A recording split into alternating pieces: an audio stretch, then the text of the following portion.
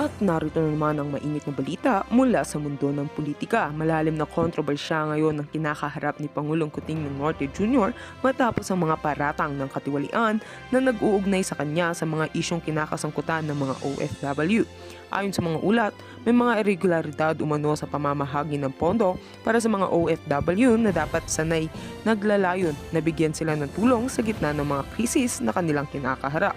Isinampanan ng isang grupo ng mga abogadong tumatayo para sa mga karapatan ng OFW ang kasong ito sa korte na nagsasaad na di umano'y pagmamalabis at maling paggamit ng pondo ng pamahalaan na dapat ay para sa mga serbisyo at benepisyo ng mga OFW.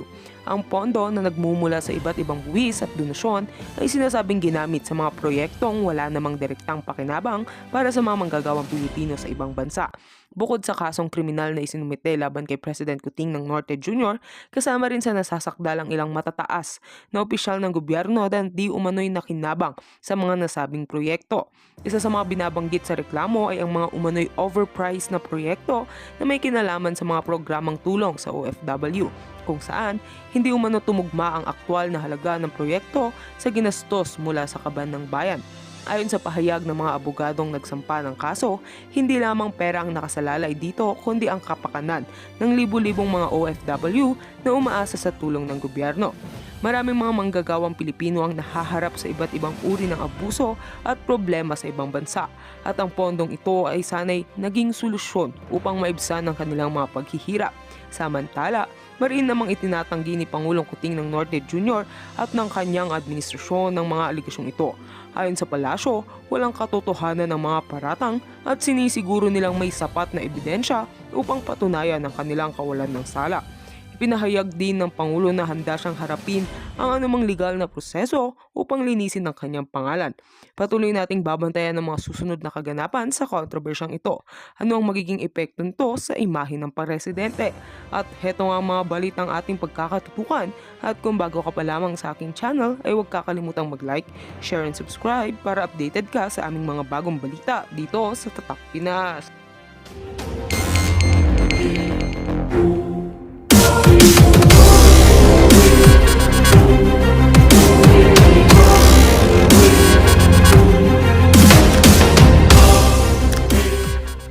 Kumbaga nabitay na nga, wait a minute. Nabitay na nga yung ating nagbuwis na nga ng buhay or hinatulan ng gurgur. Hindi ko na yan, hindi ko napapakinggan sa inyo. Nakita nyo? Seryoso po ang usapan. May nagbuwis na OFW ng kanyang buhay. Okay, binitay siya, ginurgur siya nang hindi man lang nabigyan ng what? Public outcry, international outcry, yung nalaman man lang ng buong sambayan ng Pilipino all over the world na mayroon pala tayong kababayan na ginurgur. Okay, ngayon mga kapalangga, basahin ko lang kung gaano kasinungaling itong bangag na ito. Sa kanyang statement, okay, basahin natin yung kanyang statement, pinapalabas niya na for 6 years na daw itong kaso nitong ating kababayan. Ang mention niya nga kanina, doon, tuloy-tuloy niyo yun, for so many years, many years, take note on that, na ginawa daw nila yung paraan, ay yung kanilang part bilang gobyerno. Okay, basahin natin to. Ang sabi ni Bangag, it was a terrible tragedy and there was very little we had left to do. We have sabi niya, we have very few options left. Okay? Ayan, habang sa namamasyal sila sa Lao at ang butod ni Lisa kasama niya. Ang sabi niya dito, we tried everything and for many years, many. Ibig sabihin, napaka many. When you say many, at least what? Kung sinasabi niya nga, 6 years, 10 years, 20 years.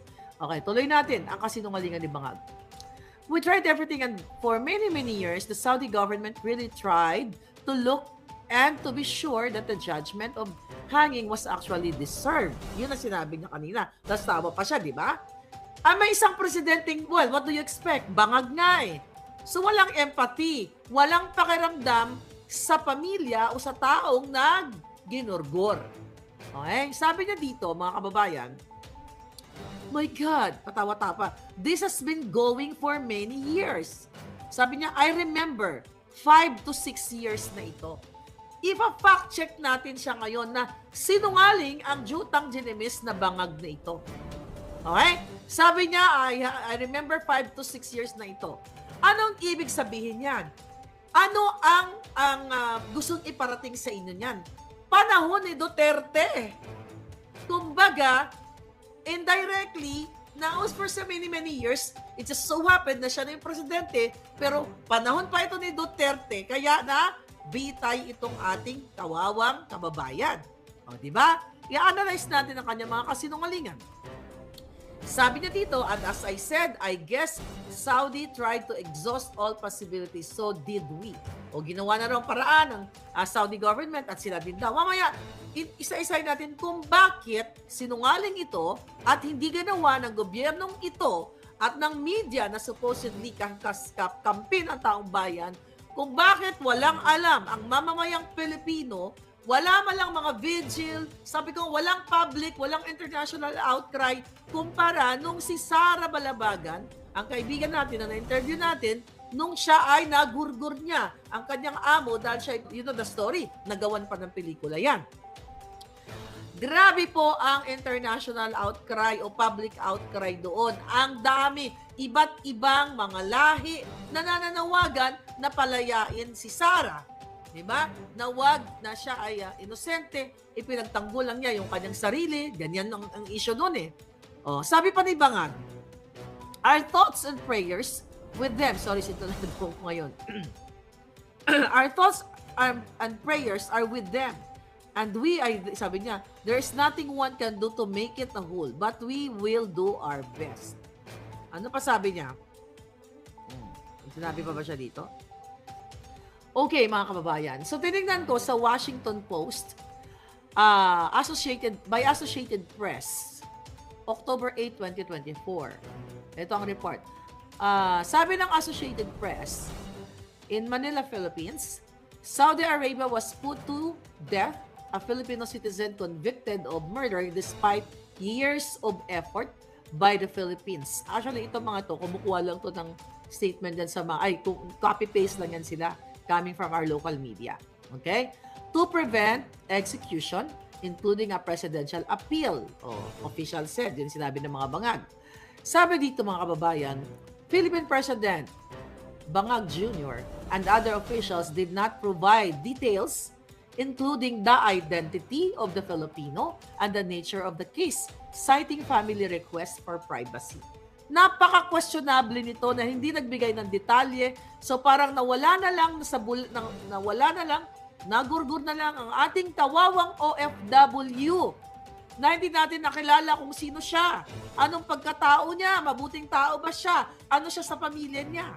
Walang dapat itago kung sino ang nagurgur. Dapat aware ang buong kasanlibutan kung sino ang biktima, para naglaman natin kung anong klaseng pagkatao niya. And now, sabi dito sa Associated Press, a Philippine official with knowledge of the case, however, said the Filipino was arrested by Saudi Arabian authorities in 2020 after being accused of the killing. Sabi ni Philippine Star, ang sabi ni Bangag mismo sa kanyang speech, ito ay nangyari na for many years, they tried their best daw. At nangyari daw 5 years to 6 years. Paano naging 5 years to 6 years? Or 6 years? Ang 2020. Pag-upo niya pa lang, 21, 22, 23, last year, nagkaroon ng judgment na siya ay gugurgurin na. So, sinungaling si Bangag. Gusto niya lang ibintang kay Duterte yung mga kapalpakan ng bangag na ito. Sabi sa balita ng Washington Post, a Philippine official with knowledge of the case. Ayan, sabi ko nga. Okay? However, sabi niya, the Filipino was arrested by Saudi Arabian authorities in 2020 after being accused of gurgur. Okay? The death penalty was handed down in finality last year. Okay? An execution was carried out on Saturday. Sabi ng official, dapat last year pa lang, nagkaroon na ng, sabi nga natin, public outcry clamor ang mga taong bayan para malaman natin, makagbigay man sana tayo ng suporta sa pamilya at narinig man lang sana ng ating mga kababayan yung boses natin bago man lang sana siya nagurgur na may mga Pilipinong nagmahal sa kanya na ipinaglaban siya kasi nagurgur niya. Ang issue kasi nagurgur niya yung kanyang amo. Ang mga Pilipino, di ba? Ang mga OFW pumupunta sa isang bansa para maghanap ng ikabubuti ng kanilang buhay. Kaya nga nagpapakaalipin, nagpapakaalila ang karamihan sa atin para magkaroon ng magandang bukas ang kanilang pamilya, hindi pupunta sa Saudi para manggurgur o sa iba pang mga lugar. Sabi dito, the official spoke on condition of anonymity because of a lack of authority to discuss the details of the execution publicly. I hope yung mga taga-Saudi dyan, please, pwede nyo ako i-email, marlicanetwork@protonmail.com. Maybe may mga local news, for sure, meron dyan palangga. Malaman natin kung may nilabas. Imposible naman, di ba? Kapag may crime, standard yan, when, what, where, who. Di ba? Sino yun? How? Sino yung taong ito? Kailangan may identity. Bakit kailangan i-complete? Based on mga nakaraang mga pangyayari na may mga ganitong mga kababayan natin na nasadlak sa kapahamakan, nakagurgur sila sa kanilang mga amo dahil idinefend nila yung kanilang sarili, katulad ni Sara Balabaga na hinalay siya, pinagtanggol niya yung kanyang sarili, na-interview natin yan at young age. At ang sasabihin lang ni Bangag, this is very, very unfortunate. Okay? Eh, sabi nga niya, nag-appeal sila. Sabi niya, we appealed to the better nature, I guess, of our friends in Saudi Arabia, perhaps to have another look, and they did. Nabasa na natin to. Okay. Now what, mga palanda? Ano ang lacking na ano ang kasinungalingan ni Bangag na ito? Okay? Ano, unang-una gusto niyang palabasin, mga kababayan, na ito ay talagang matagal na, kumbaga panahon pa ni Duterte, na sana na i-save natin ang buhay ng ating kababayan. Di ba anong dapat ang ginagawa? Prior to that, kasi nung panahon ni Duterte, nakakulong yung ating kababayan. Wala pa pong hatol na siya ay gugurgurin. So, ibig sabihin, sinabi kasi ni Bangag Jr., na areglo o nakipag-ugnayan daw sila dito sa Saudi government. Pero, paano siya makipag-ugnayan? Many years na wag jitayin. Last year nga lang nagkaroon ng judgment na dapat jitayin ang ating kababayan. Diba dapat noon pa lang, last year pa lang mga kababayan, ay ginawa niya na yung kanyang paraan, kinausap through diplomatic channel, whatever channel, para i-save ang ating kababayan o makipag-usap siya, di ba? Pwedeng ipardon, clemency, o kung ano pa man na pwedeng instead na gurgurin, baka pwedeng ikulong na lang siya for certain years. Di ba? Hindi natin alam. Kasi nagurgur na yung amo, usually, kapag amo at empleyado, madalas ang dahilan yan, inaape, ginahasa. Hindi natin alam kung itong kabawang Pilipino na ito, na ayaw pangalanan, mga kababayan, ng ating gobyerno, na nabura na lang siya sa mapa ng mundo, na hindi natin nalaman kung anong klase siyang nilalang. Hindi ginawa ng gobyernong ito ang kanilang power to save our OFW. Ganito po ang mangyayari sa inyo, mga palanda. Ngayon, kaya mag-ingat talaga kayo na huwag kayo mapasubo sa mga well, it's hard. Kasi alam natin na ang ibang mga bansa talagang malupit sila sa ating mga kababayan. Narinig ba natin sa gobyernong Bangag o sa media na prior, last year, na nagkaroon ng magandang pakikitungo or communication dito sa ating biktimang kababayan? Talaga bang, although sinabi nila may mga legal assistance, paano natin mapa-fact check, mga kababayan, kung itong taong itong kababayan natin ay mabuting tao, ayaw i-release ang kanyang pangalan. dahil ang sabi ng mga bangag, ito daw ay pinili ng pamilya ng privacy. No. Ang analysis ko dyan, mga palangga, ito ang ginawa ng mga bangag na gobyerno para hindi natin ma-fact check. Para hindi natin malaman, di ba, kung sino itong personal na hindi natin nalaman yung kwento, may ganyang babalita, hindi na lang i-disclose. Hayaan na lang natin nagurgod na lang ang ating kababayan, OFW, na hindi natin nalaman, na hindi siya nagkaroon ng fair trial in terms of mga palangga, support ng government. Kasi kung totoong sinasabi ni Bangag na ito ay ginawa nila ang lahat for so many years at ito ay 6 years na, where in fact 2020 lang nangyari, 2021, 22, 23, 24, wala pang ang 4 years o mag-4 years. Paano natin mapapact check? At I hope ang mga pamilya nitong kawawang kababayan natin ay mag-speak up sila. Imagine nyo po, mga pamilya nitong ating kababayan, na wala na lang ang inyong mahal sa buhay na hindi namin nalaman. Di ba sabi nga, ang OFW ay bayani, baka bagong bayani. Sana man lang nakapagbigay kami ng support sa inyo, financially. Mga OFW, walang ganon. Walang ginawa. Ang media, abala sa payola. Abala sa pagtapyas ng butod ni Lisa. Abala sa pag-cover up ng pulboronic issue ni Bangag. Abala sa pagsama kay Bangag sa kanyang mga travel, kung saan, di ba? Kung saan si Bangag at si Lisa Tanas at ang mga hinayupak na to ay binabayaran ang mga bunganga ng mainstream media, sinasalaksakan ng Bangag na administrasyon, ang nangabes ang mga kitpay ng mga bayarang media para tumahimik.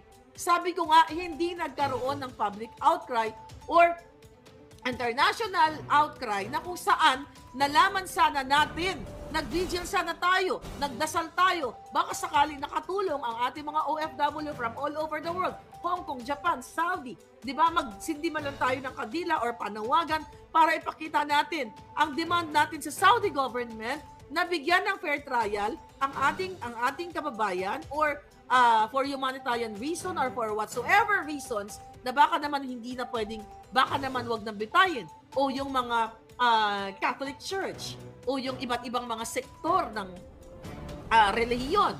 Di ba? Wala. Kasi abala sila sa duran-duran. Abala si Bangag, suminghot ng pulburon. Kaya marami sa dapat na pwedeng gawin. Ang sabi niya, nag-appeal sila. Nasaan ang letter ng appeal? Sige nga, i-publish ninyo ano ang ginawa niyong appeal na sinasabi, di ba? Ang sabi, nagsulat, ginawa na nilang paraan. Di ba kung nag-appeal, sumulat ba si Bangag sa sa King ng Saudi? Sumulat ba siya, Mr. King, I'm appealing to you, di ba? Dapat may ipakita sila. Pero anong sabi nila? Nag-appeal sila, talk is cheap. Ang mga Bangag, magaling lang magsalita na, kunyari may ginagawa sila, pero wala silang ginagawa. Nasaan ang ebidensya? Kung anong sinulat niya, nag-request ba siya, nag-appeal ba siya para sa royal pardon coming from the king? Di ba? Wala silang maipakita, mga kababayan. Anong, sabi ko nga kanina, pwede mag-appeal ang president, di ba, between the two leaders. Well, just so happen na yung sa atin, hindi leader. Between the leader of Saudi and the Bangag of the Philippines, kung ano yung ginawang effort ng Pilipinas. Sabi ko nga, wala ngang media na nag-cover nito bago siya, wala man lang ingay. Dahil abala sila kung paano pagtakpan ang involvement ni Bangag. Sa pulboronic, sa mga video na authenticated ni Bangag. Nalalaman sana natin, baka pwede naman, di ba, on humanitarian ground, sabi ko nga kanina, manawagan ang mga kaparian, kapasturan, all over the world, not only the Filipino people, but other citizens, para humingi tayo ng what you call it, i-aware ang taong bayan, i-aware ang mga tao na may isang Pilipinong bibitayin kasi nagurgur daw. Alam ba natin kung paano nagurgur? Hindi natin alam ang kwento. Basta nanggurgur lang siya, din ginurgur siya ng gobyerno. It's the same with the Sara Balabagan. Nakagurgur siya, nagbayad ang gobyerno ni Ramos during the time with the help of Mr. Seneres, di ba na pag-usapan namin yan, ni Sara, $40,000 yata yun at napauwi nga siya, di ba? Alam niyo na yung kwento na yan. So, gumurgor o ginorgor ni Sara to defend herself. So, hindi natin alam na kung itong ating kababayan, gumurgor din siya, ginorgor niya kasi to defend himself. Pero ngayon nga, mga kababayan, wala man lang ni isang pare, isang pastor, kung kayo may nakita ba kayo, na nagsalita about it kasi they are not aware. At sino ang dapat magbigay ng awareness? Gobyerno. Kung kaya nilang bayaran ng payola ang mga buwaka ng inang mga media na pinapalamon sa kaban ng bayan para gurgurin o tapyasin ang boton ni Lisa Tanas at i-edit ang mga ngiwi ni Bangag, mga kababayan, kaya din ng gobyerno na makipag-partnership. Yan ang daging lang term eh. Dapat makipag-partnership sa mga media para i-aware ang mga Pilipino. Pero ngayon, ang statement ni Bangag, nakatawa pa. Nakangiti pa, para malasan na nalaman natin kung talagang nagkaroon ng fair trial and also treatment ang ating gobyerno. Kung talagang totoong ginawa nila ang tama. Kasi last year ay abala sa pagnanakaw ang baka ng inang gobyerno ni Bangag. Pagnanakaw, pangingidnap ni Lisa, pang-i-smuggle, pagpapanalo sa loto ng maya-maya, mga buwaka ng ina, kaya ang ating mga kababayang OFW ay wala silang pakialam. Diba? Walang Human Rights Watch or whatever organization man lang na tumayo dito sa ating kababayan. Nakita niyo mga palangga? Walang, sabi nga, dapat naman lang kinundina ang Saudi government na huwag niyong gagawin yan for this reason. Dahil itong taong ito, maybe, hindi natin alam. We can only speculate. Kasi nga ayaw din nila ibigay ang information kung sino itong taong itong na gurgur. Di ba mga palangga? Amalia Edwards.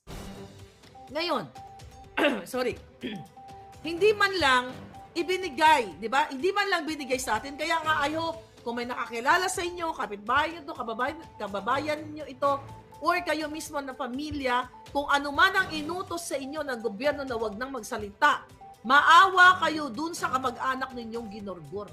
Karapatan nyong sabihin sa taong bayan kung ano ang nangyari. Dahil ang OFW, ang sabi ng mga buwaka ng inang, mga politiko, ang OFW ay what?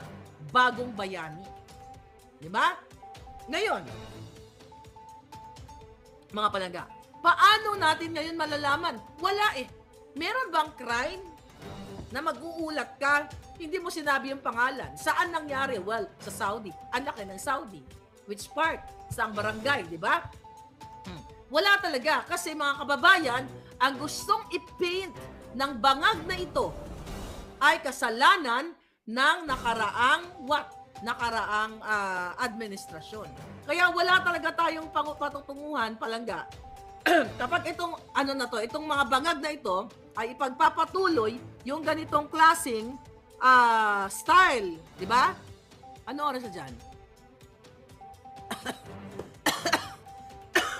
Sorry.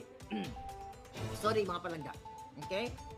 Bagong bayani dahil sa remittance sa mga OFW na ngayon nininenok ng bangag, sabi ni Winnie Kalingsan. Ang dami mga issue. Ilang araw-araw. Ayan, mukhang nagbatawag siguro yung bangag. Ika, patangin namin tumatawag sa akin. Sagutin natin. Hello, bangag. O, sabi ko sa inyo, si bangag eh. Ano sabi mo? Titigil ang nga bells ko? At ang ina ka, hindi ako titigil. Bakit mo hinayaang matsugi ang ating kababayan? Katatapos mo lang sumingot. So, hindi mo alam ginawa mo. Ang kapal din talaga ng pagmumukha mo, no? Ano? Magkano? Walang kabayaran. Walang kabayaran ang aking pakikipaglaban at hindi mo matatakasan ang iyong kasamaan kasama ang iyong pamilyang bangag. Ang kapal ng pagmumukha mo. Nakuha mo pang tumawag. Okay. So kasama mo yung mga media. Salao. Magkano binigay mong payola? Okay, sinalaksakan mo yung Kipay Labong? Walang kapatawaran ang ginagawa mong hinayupa ka. Hindi ko re-retract yun. Julol ka ba? Alin? Yung authenticated na bangag ka? Alam ng taong bayan na bangag ka! Alam ng taong bayan na ikaw ay salot sa lipunang ito. Wala kang jetlog. Ito, may hello, bangag, diyan ka lang. Babasahin ko lang to. Sabi ni Nat, wala ka daw jetlog. Sumisinghot. Sumisinghot ka ngayon. Ilang gramo siningot mo? 1 to sawa. Your friend ko, si Cathy B. Okay. Ayaw mong kasuhan kasi natatakot ka. Ayaw mong kasuhan si Cathy B. Nanginginig yung itlog mo. Okay?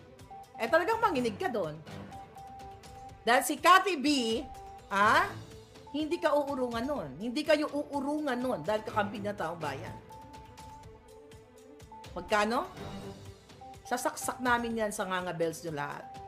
Lahat ng ninakaw mo bangag sa kaban ng bayan ay ipapaluwa natin sa inyo. Okay? Ipapaluwa namin sa inyo. Teka lang. Tinatanong mo kung anong comment ng mga tao? Sabi ni Marie, tinatanong ni Marie, magkano daw ang budget mo sa pulburon?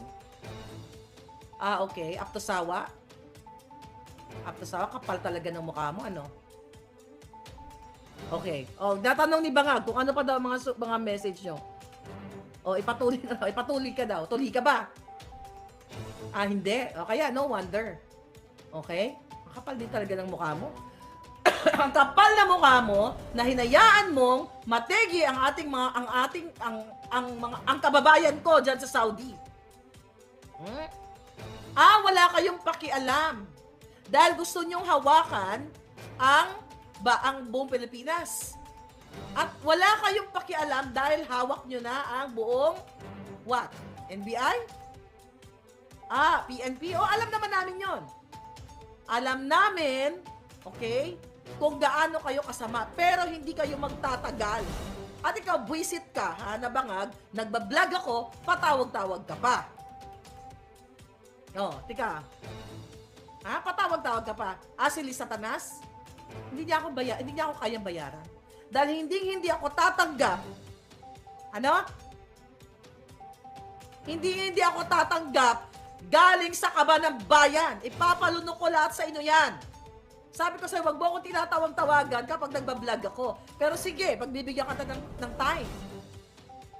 Ang kapal ng mukha mo. Sabi ni Ans, animal kang bangag ka.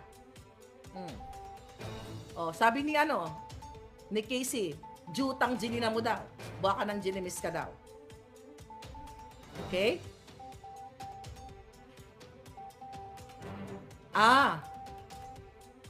Pati Ilocos Norte, susuluhin nyo na. Si Amy Marcos. Natatakot ka. Baka matalo si Amy Marcos, yung kapatid mong mangga. Ano ginagawa nyo? Pinatakbo mo sino? Nakita ko. Nag-file kayo ng candidacy. Si Cecil Araneta at saka si Matthew Marcos.